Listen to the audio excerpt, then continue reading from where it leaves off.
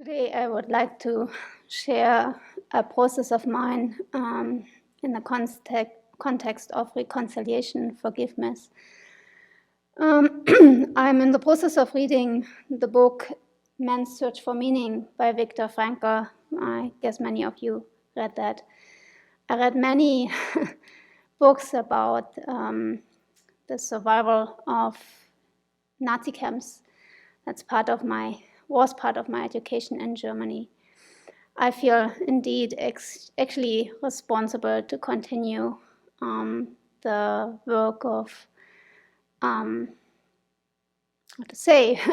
forgiveness and reconciliation. I feel responsible, even so I was not alive during that time, but so to say, my ancestors have lived through it, and whatever my part of family was involved in, I don't know. They never spoke about that time. Besides, my grandfather was 1 year in a concentration camp. I don't know why. No word.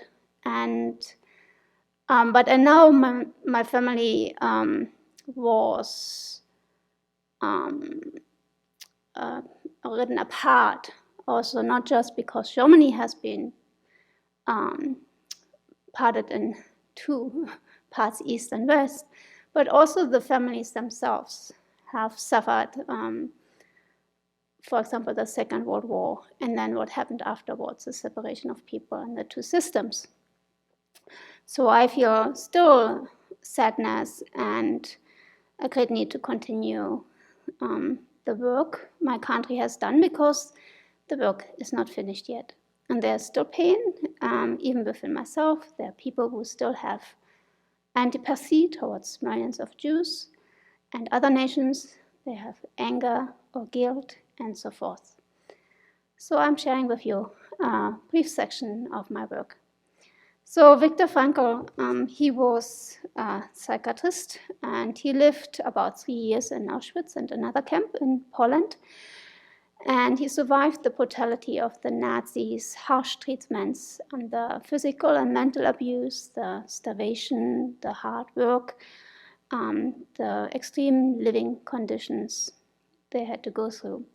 When you read the descriptions, and I'm sure all of you have read or heard what Jews and other nations had to go through in these camps, you can't understand what these people have gone through. But at least you try to understand. You wonder, so how is it possible to survive these conditions? Indeed, millions did not survive it. Some found even creative meaning in that, two very different experiences. Some found or retained purpose in their life amidst one of the greatest sufferings human beings can have. And this is one important message Viktor Frankl has given in this book, The Man's Search for Meaning. And I would like to share one section. Seen from this point of view, the mental reactions of the inmates of a concentration camp must seem more than the mere expression of certain physical and sociological conditions. Even so, conditions such as lack of sleep, insufficient food, and various mental stresses may suggest that the inmates were bound to react in certain ways. In the final analysis, it becomes clear that the sort of person the prisoner became was the result of an inner decision, and not the result of camp influences alone. Fundamentally, therefore, any person can, even under such circumstances, decide what shall become of him, mentally and spiritually. That was a new part that I wasn't so aware of when I read that book, from all the education I had to undergo.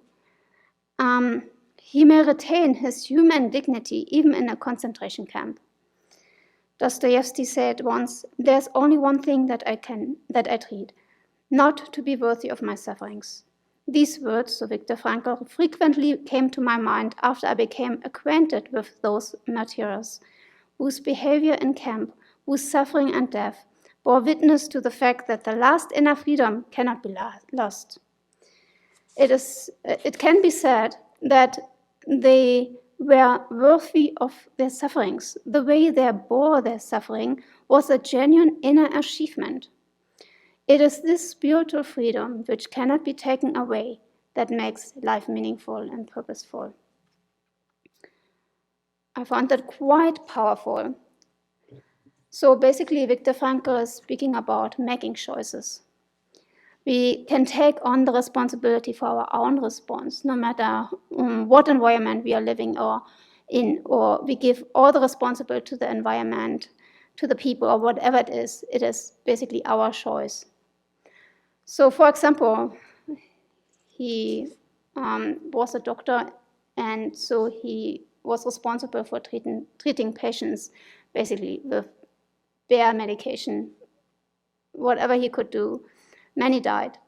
There was one young woman, and it struck him how she faced the last moments of her death.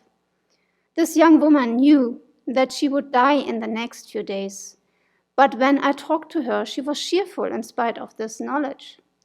I'm grateful that fate has hit me so hard, she told me. In my former life, I was spoiled and did not take spiritual accomplishments seriously. Pointing through the window of her hut, she said, "This tree here is the only friend I have in my loneliness." So through that window, she could see just one branch of a chestnut tree, and on the branch were 2 blossoms. "I often talk to this tree," she said to me. I was startled and didn't quite know how to take her words. Was she delirious? Did she have occasional hallucinations? Anxiously, I asked her if the tree replied, "Yes."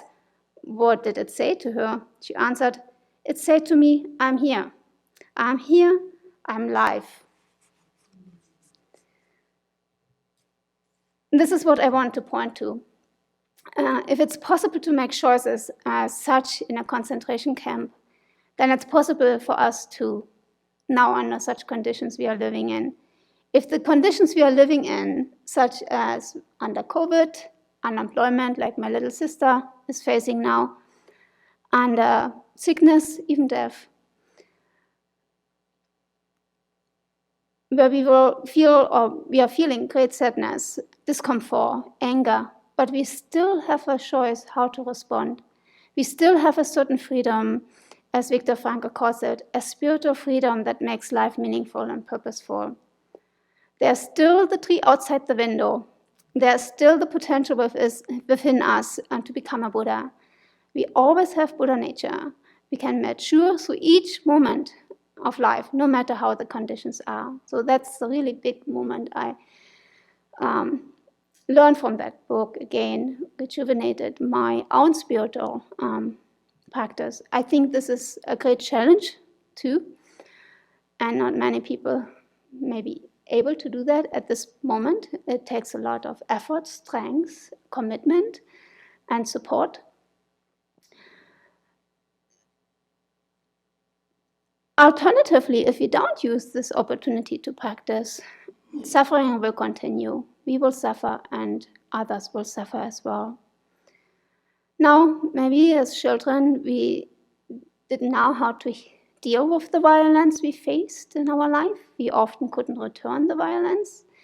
And if we did not receive help to take care of the violence that we received and transform it, then we may give violence back to the society, to other people. But in that process, we actually harm ourselves.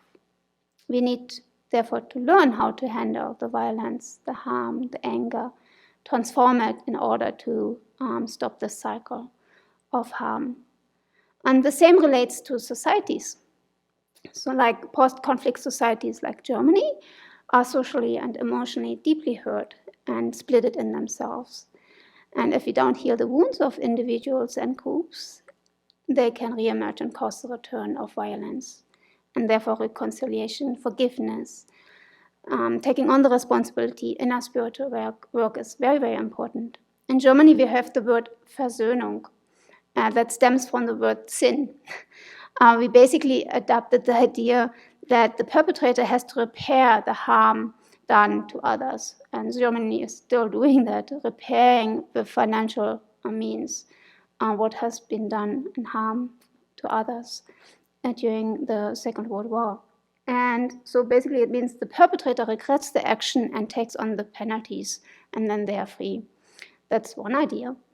Another way is to reconcile, means to transform, to bring together, to make friends. In Buddhism, we put that attention on harmony, on recovery, healing between the parties involved.